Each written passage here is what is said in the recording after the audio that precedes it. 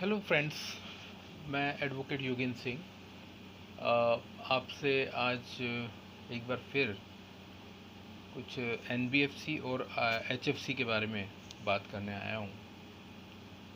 किसी ने मुझे बताया और पूछा कि सर ये एनबीएफसी और एचएफसी में क्या फ़र्क है। तो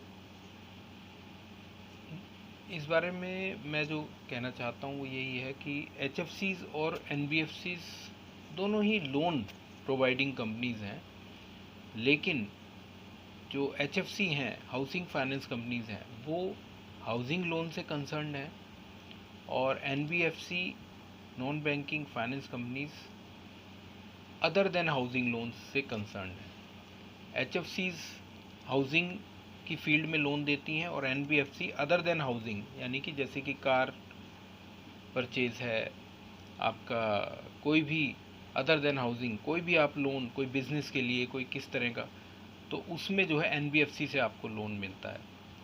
दे are not the banks, they are different than the banks.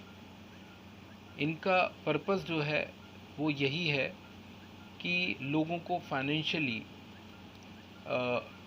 उनको लोन देना, एडवांसेस देना। एनबीएफसी का एक जैसे कि एक अच्छा उदाहरण है Bajaj financial services, Mahindra and Mahindra finances.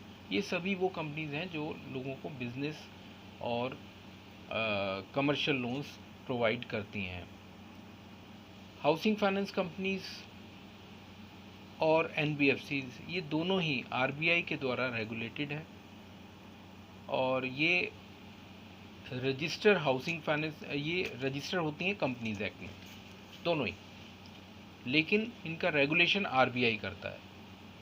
कुछ रूल्स रेगुलेशन बनाए हुए हैं आरबीआई ने, उनको इन दोनों ही एचएफसीज को और एनबीएफसीज को मानना होता है।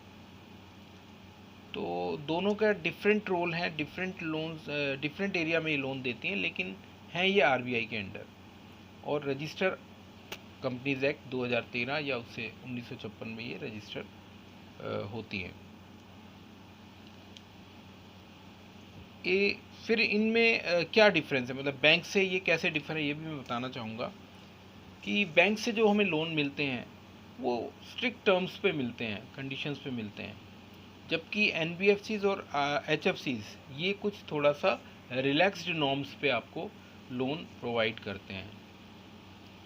एचएफसी और एनबीएफसी दोनों ही डिपॉजिट एक्सेप्ट कर सकती हैं और जो जिनमें जिनमें परमिटेड है, जो एचएफसी और एनबीएफसी परमिटेड हैं वो अपना